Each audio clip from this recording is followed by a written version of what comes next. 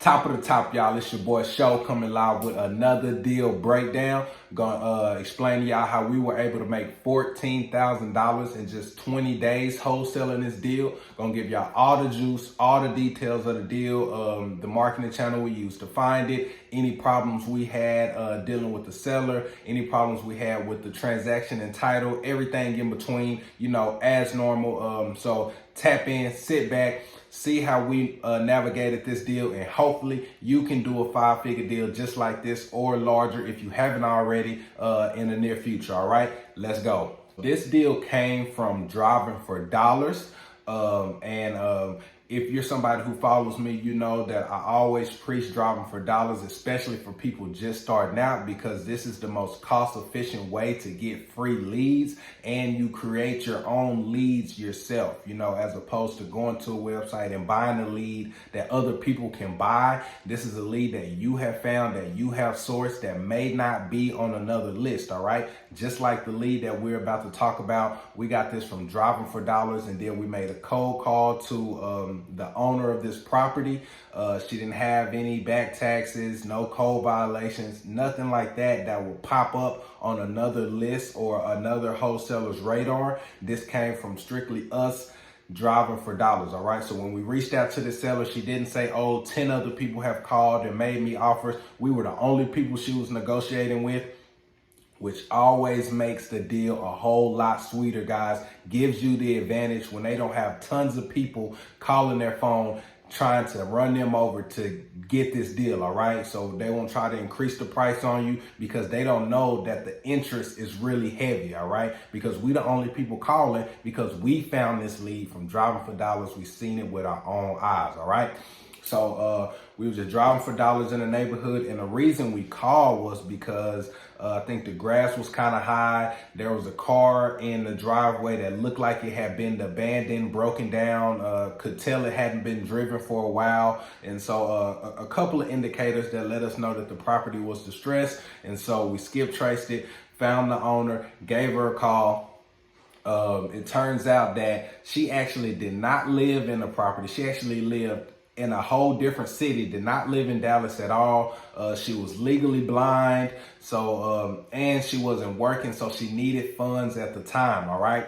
Perfect, ideal seller. She had a relative, I believe she said a nephew or someone who was living in a property who she was letting live there, who had stopped paying the rent to her.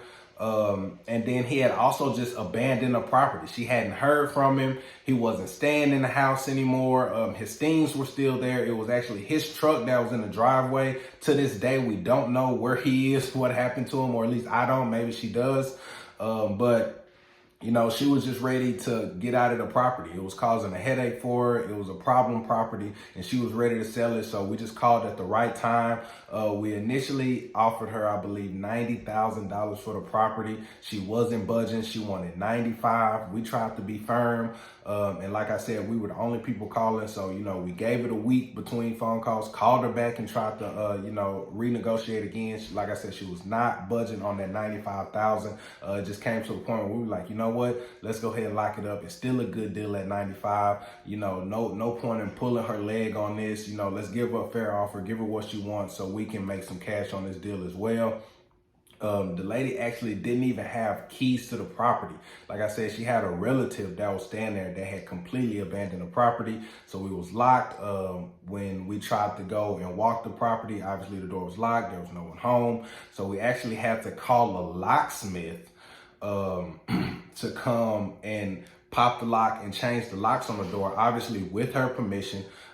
She also had to sign a form giving us permission to hire a locksmith, you know. So we went through that whole thing of sending her the form, having her sign it, presenting that to the locksmith and showing them, hey, we have the right to get these locks popped. Obviously, we paid for that fee, so she didn't have to incur that because, like I said, she was having cash issues, so she needed money. Obviously, we didn't want to try to buy her property and put all these fees on her, so we paid for the locksmith. They came out, popped the lock. We walked the property. the relative that was staying there literally had all his things still there. I mean, dressers full of clothes, shoes, refrigerator was full of old molded food. There was a fish tank there. There were TVs there, dressers. I mean, it looked like somebody was physically living there. He just wasn't there. Like I said, we don't know where he went, why he just abandoned the house. But we walked the property. It was still, it wasn't in horrible condition, but obviously it needed to be remodeled.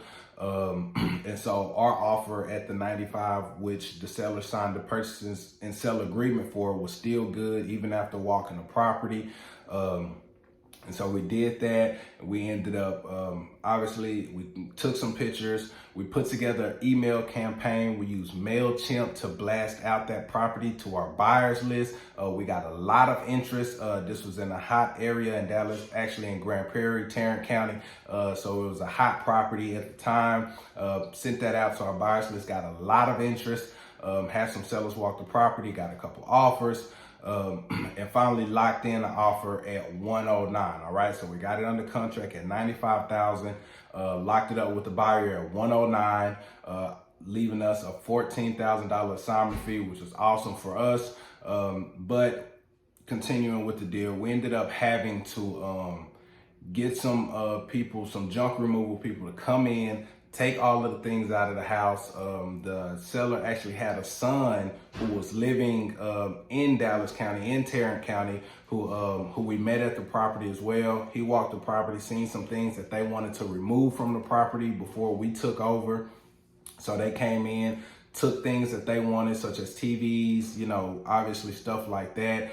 They got all those things out, and then we had the rest of the junk removed. And then as far as the truck that was in the driveway, like I said, the person who owned it never came back for it. They were not able to get in contact with him to let them know what was going on as far as the sale of the property. And so we actually had to call one of those junk car services to come and get that car removed. That was free of charge. They usually pay you for the car, but since we didn't have keys or title or anything else, and we were making money on the house, we didn't care about getting $200-300 for the junk truck. So they came and got it. We did not have to pay for that, guys. All right, so that's a key you guys want to remember, because we have bought several properties where the owners have junk cars in the driveway that obviously your new buyer's not gonna want there, and they're not gonna wanna have to get it removed. That's part of our job as wholesalers. We just solve all the problems in the middle. So we were able to call a junk car service, get that car towed for free,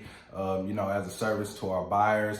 And then, you know, we were able to get that deal done, guys. 14,000, just like that. And we were able to get that from contract to close in 14 days. All right, so generally what we do, as soon as we get the purchase and sale agreement signed and get some pictures, we try to do that all within the same 24 to 48 hours. As soon as we get all that information, we immediately create an email campaign, blast that out to our buyers. Like I said, within 24 to 48 hours, we try to move our properties as soon as possible.